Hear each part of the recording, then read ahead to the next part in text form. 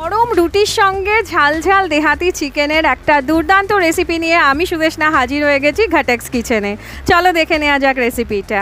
প্রথমে তো চিকেনটাকে ধুয়ে রেখেছি, ম্যারিনেট করিনি। দিয়ে দিলাম কড়াইতে সর্ষের তেল, সাদা জিরে, 3টে শুকনো লঙ্কা, 2টো তেজপাতা আর 2-3টে গোটা গরম মশলা। একটু ভাজা গন্ধ বেরোলেই অ্যাড করে দিলাম 2টো বড় সাইজের কুচোনো পেঁয়াজ। ব্রাউন হওয়া পর্যন্ত পেঁয়াজগুলোকে ভেজে নেব আর তারপরেই অ্যাড করে দেব 1 tablespoon ginger garlic paste. 1 চামচের বেশি দেব না, কেন কি দেহাতি চিকেনে গোটা গোটা রসুন দিয়ে রান্না করা হয়, তো একটু ভাজা ভাজা হওয়া পর্যন্ত অপেক্ষা করব। একটা কুচি করে রাখা টমেটো দিয়ে দিলাম। এবার যতক্ষণ না এটা সফট হচ্ছে ততক্ষণ পর্যন্ত এটাকে নাড়তে থাকবো। আর সফট হয়ে গেলেই এর মধ্যে অ্যাড করে দেব চিকেনটাকে দিয়েও ভালো মতন কষাতে থাকবো।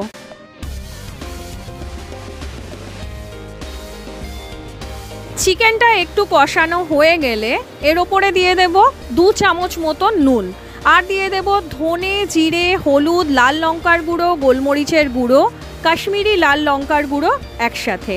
ভালো মতন এটাকেও এবার নাড়িয়ে নেব।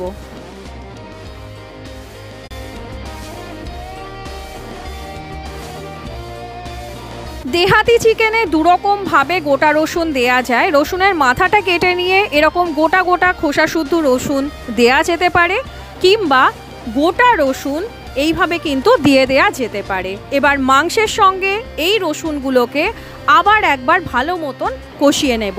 ভয় পাওয়ার কিছু নেই, এগুলো কিন্তু সুসিদ্ধ হয়েই যাবে।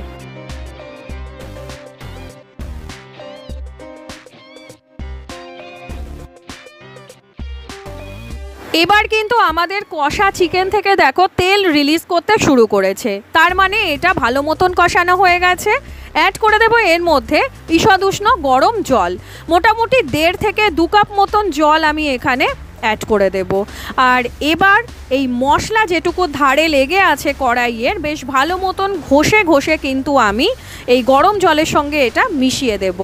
গ্রেভির রঙটা কিন্তু অলরেডি লাল হয়ে গেছে, কত সুন্দর দেখতে লাগছে। এবার বাজার চলতি যে কোনো ব্র্যান্ডের চিকেন কারি মশলা 1 থেকে 1.5 চামচ মিশিয়ে দেব। এতে করে দেহাতি চিকেনের মধ্যে একটা দেহাতি ব্যাপার চলে আসবে।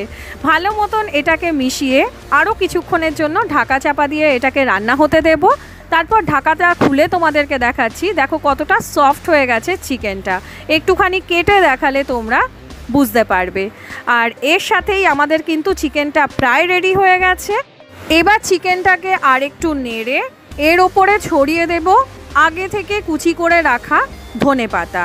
সেদ্ধটা যদি তোমাদের কম মনে হয় সেক্ষেত্রে আরও কিছুক্ষণ ঢাকা চাপা দিয়ে সেদ্ধ করে নিতে পারো।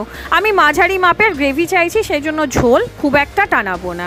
অল্প একটু চিনি আর একটু ঘি দিয়ে দিলাম স্বাদটাকে আরও ভালো করার জন্য। তো ব্যাস, এর সাথেই কিন্তু আমাদের দেহাতি চিকেন একেবারে রেডি হয়ে গেছে। ব্যাস, আমি এটাকে সার্ভ করে নিচ্ছি একটা সার্ভিং বলে। আর গরম গরম রুটির সঙ্গে এই দেহাতি চিকেন বিশেষ করে এই শীতের টাইমে দুর্দান্ত লাগে। গোলমরিচ, শুকনো লঙ্কা, লাল লঙ্কা সব রকম পড়েছে, তো ঝাল কিন্তু বেশ ভালো হয় আর খেতে অসাধারণ হয়। বিশেষ করে গোটা রসুনগুলো কিন্তু রুটির সঙ্গে জাস্ট ফাটাফাটি।